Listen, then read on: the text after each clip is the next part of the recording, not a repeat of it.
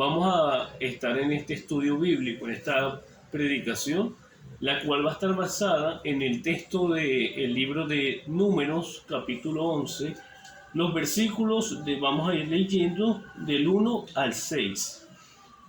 Números, capítulo 11, versículos del 1 al 6. Nos dice: Aconteció que el pueblo se quejó a oídos de Jehová. Lo oyó Jehová y ardió su ira. Se encendió entre ellos un fuego de Jehová que consumió uno de los extremos del campamento. El pueblo clamó a Moisés y Moisés oró a Jehová. Entonces el fuego se extinguió. Por eso llamaron a aquel lugar Tabera, porque el fuego de Jehová se encendió en ellos. La gente extranjera que se mezcló con ellos se dejó llevar por el hambre, y los hijos de Israel también volvieron a sus llantos, diciendo: ¿Quién nos diera a comer carne? Nos acordamos del pescado que comíamos en Egipto de balde, de los pepinos, los melones, los puerros, las cebollas y los ajos. Ahora nuestra alma se seca, pues nada sino este maná ven nuestros ojos. Vamos a saltar al versículo 10. Vamos a leer del versículo 10 al versículo 17. Moisés oyó al pueblo que lloraba, cada uno con su familia, a la entrada de su tienda.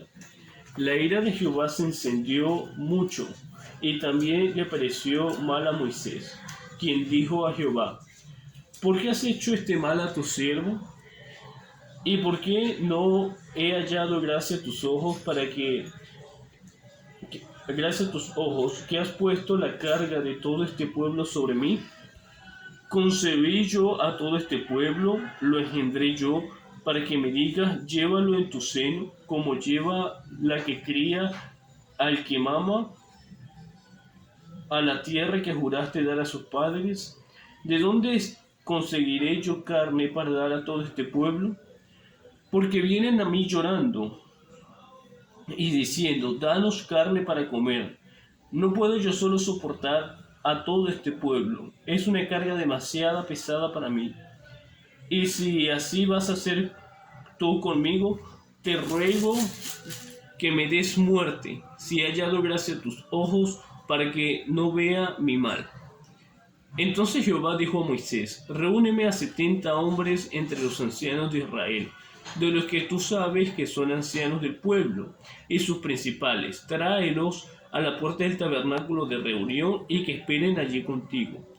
Yo descenderé y hablaré allí contigo, tomaré del espíritu que está en ti y lo pondré en ellos, para que lleven contigo la carga del pueblo y no la lleves tú solo.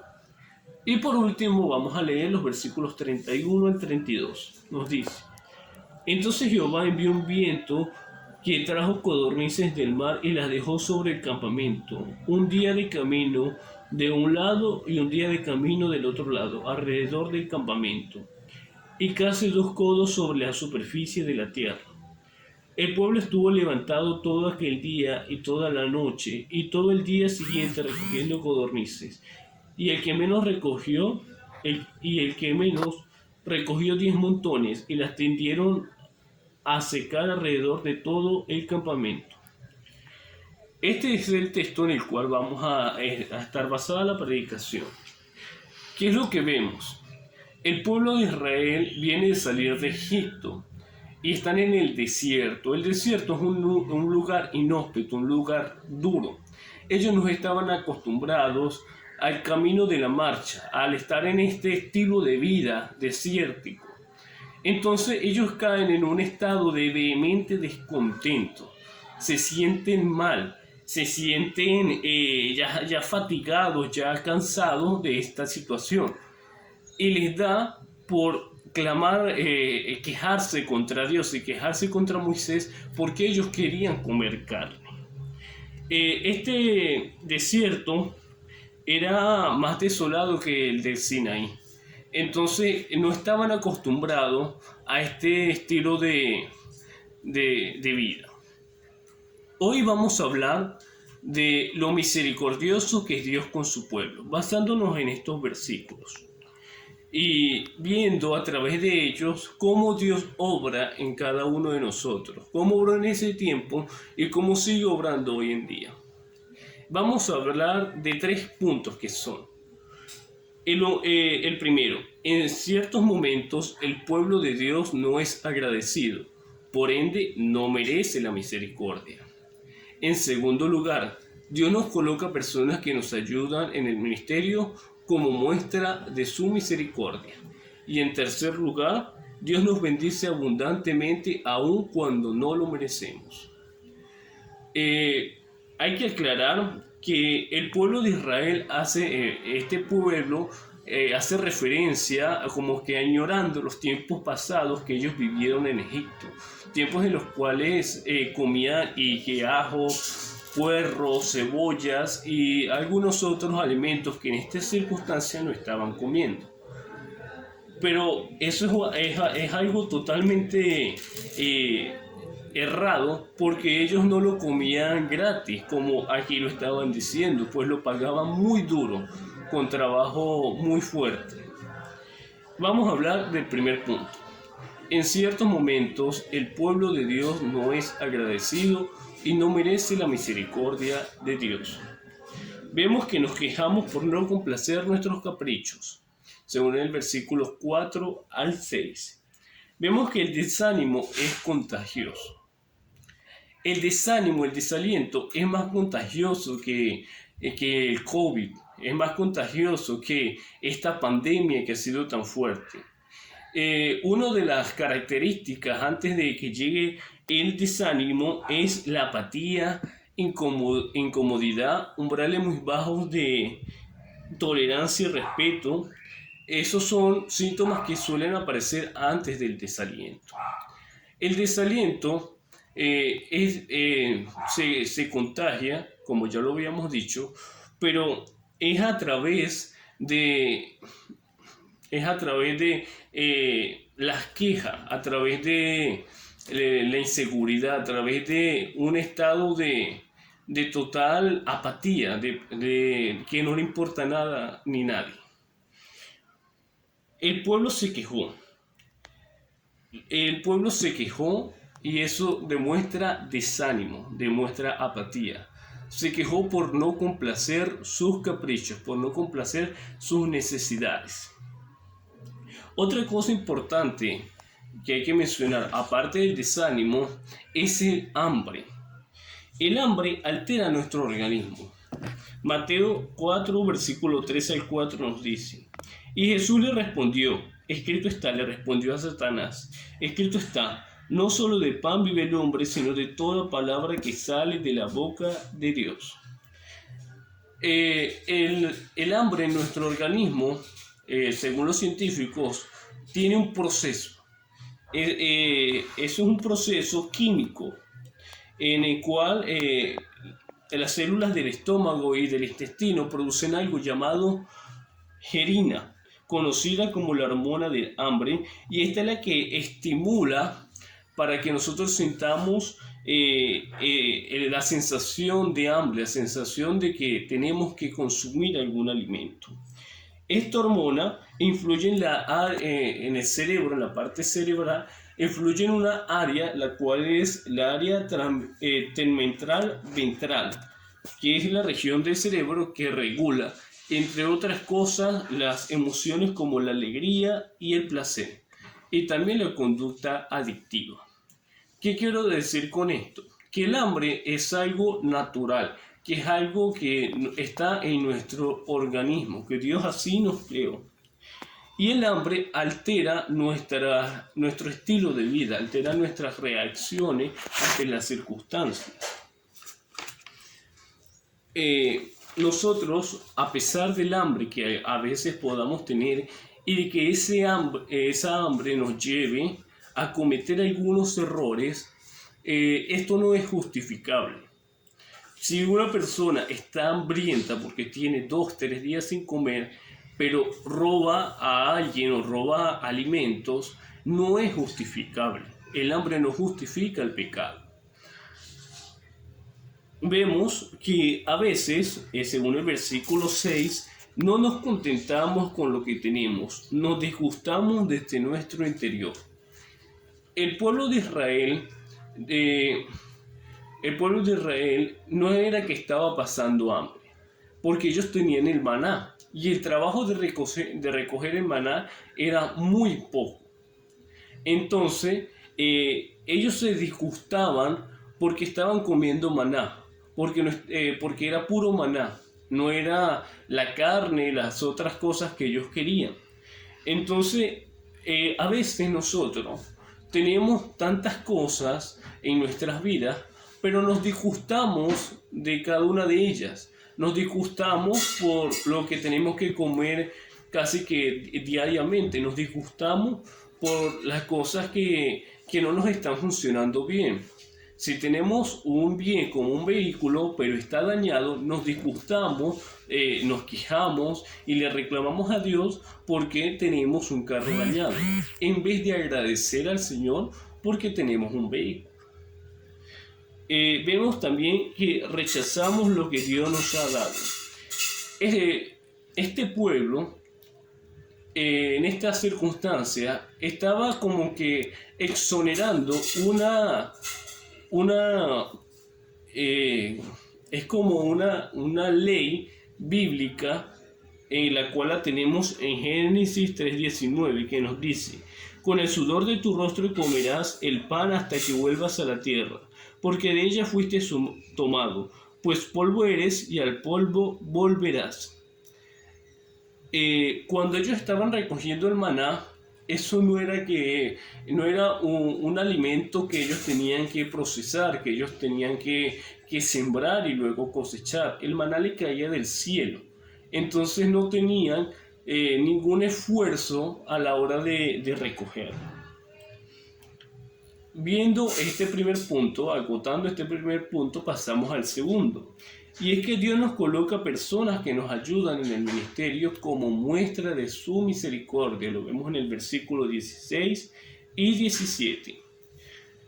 Lo que vemos en el versículo 17 es que es incorrecto cargar con todo el peso del ministerio. Los líderes se desgastan.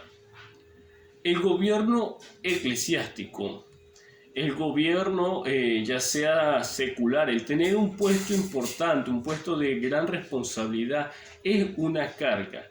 Pero es aún más cuando ya es en la iglesia, cuando ya es una carga del ministerio, porque se debe dar cuentas al Señor por todo lo que se haga. Entonces los pastores, los líderes, las personas que están al frente de comisión, de convenciones, al frente de grandes organizaciones cristianas, tienen un gran peso, tienen una gran carga.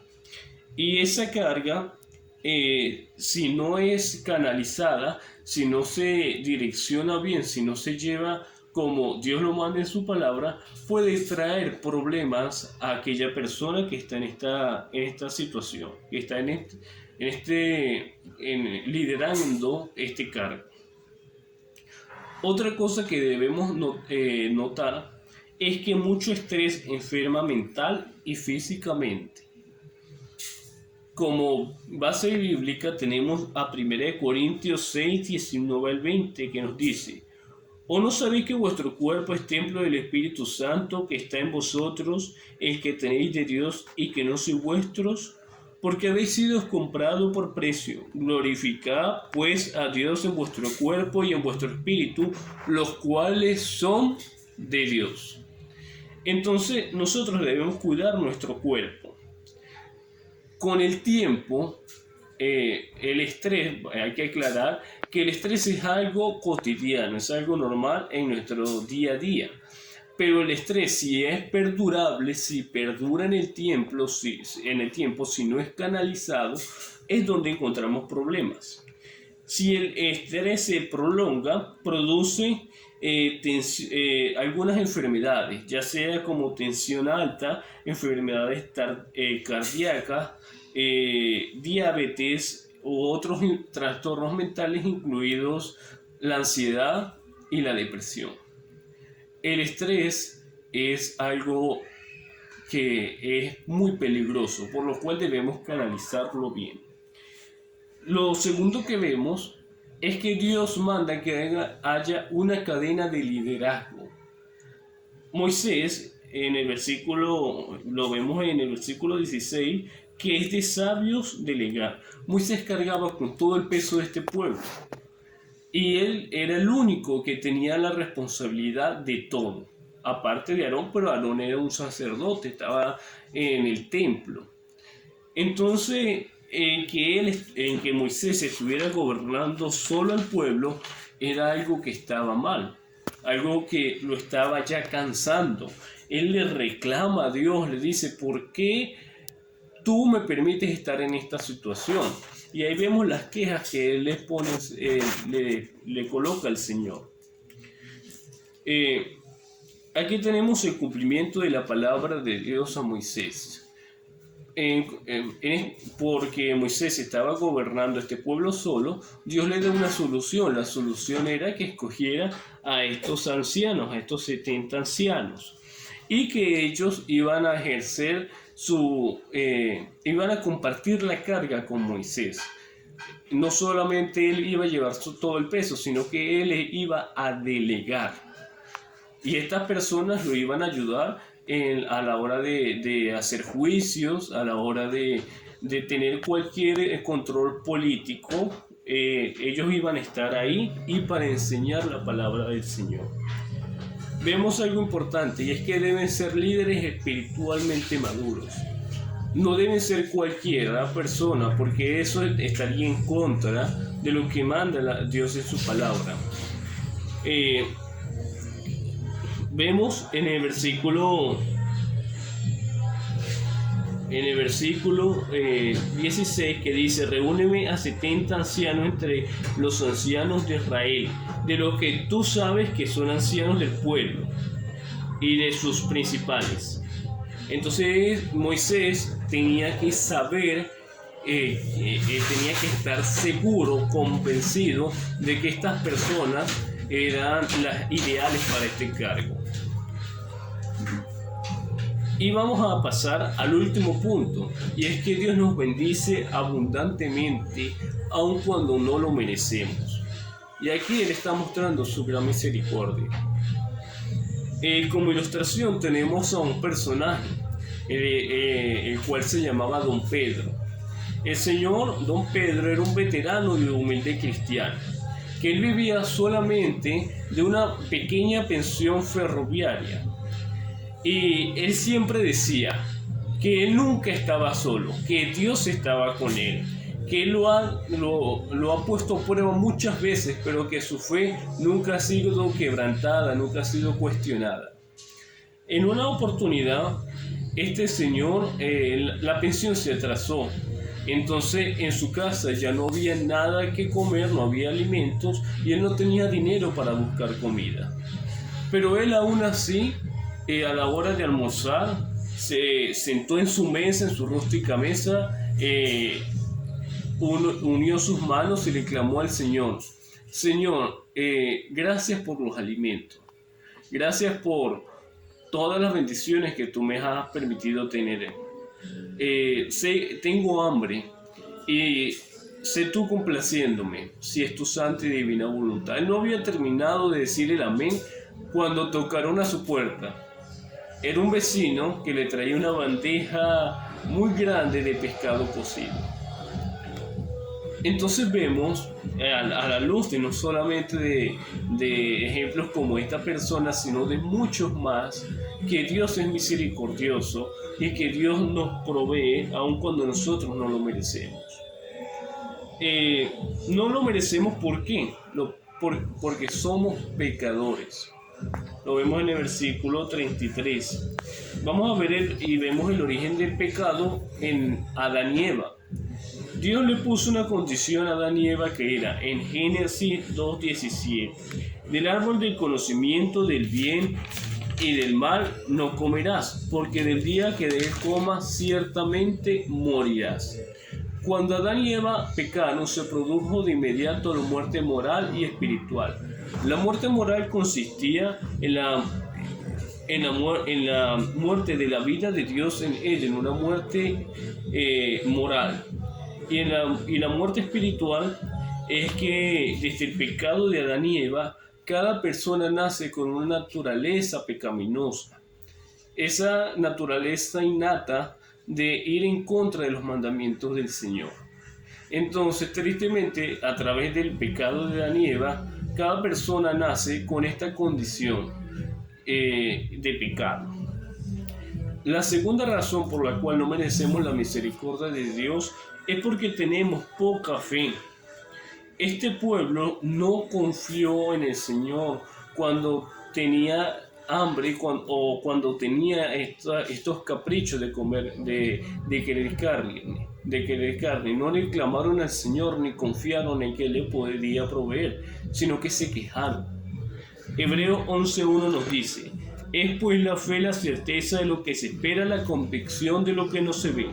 Pero sin fe es imposible agradar a Dios, porque es necesario que el que se acerca a Dios crea que Él existe y que es galardonador de los que le buscan.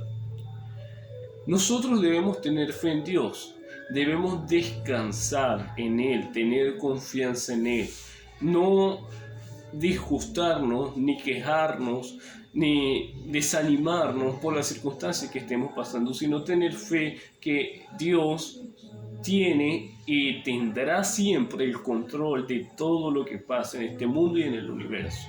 Entonces no angustiarnos por lo que estemos, por las tribulaciones que estemos atravesando. Ya para finalizar, vamos a recapitular de lo que hemos hablado. Estuvimos hablando de lo misericordioso que es Dios con su pueblo. Y habían 3 puntos. El primero: en ciertos momentos el pueblo de Dios no es agradecido, por ende no merece la misericordia del Señor. En segundo lugar, Dios nos coloca personas que nos ayudan en el ministerio como muestra de su misericordia.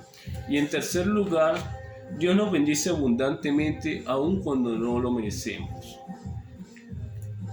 Ahora les quiero preguntar para reflexionar. ¿Agradecemos a Dios por todas sus bondades y misericordias? A la hora de las tribulaciones, ¿nos quejamos como el pueblo de Israel? ¿O tenemos confianza en Dios? ¿O descansamos en el Señor? A veces, o tal vez en estos momentos, no tenga todo lo que nosotros quisiéramos. Tal vez no tengamos cosas extravagantes como manjares, ropa a la moda, una mansión, carros últimos modelos. Tal vez no vivamos como reyes, pero como nos dice la palabra en Hebreos 13:5, quiero cerrar con esto. Dice: sean vuestras costumbres sin avaricia, contento con lo que tenéis ahora, porque Él dijo: no te desampararé ni te dejaré. Entonces, contentámonos con lo que tenemos ahora. Con esto no quiero decir que no trabajemos y que no nos esforcemos en conseguir y surgir en nuestra vida.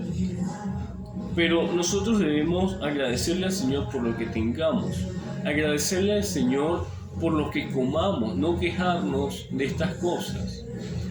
Hoy en día hay muchas personas que se quejan de la comida que les llega, de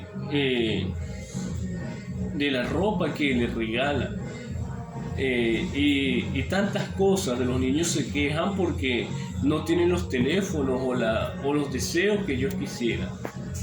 Pero contentémonos con el Señor, contentémonos con lo que Él nos ha dado y nunca nos quejemos ni seamos como el pueblo de Israel. Dios me los bendiga y que tengan una feliz Navidad.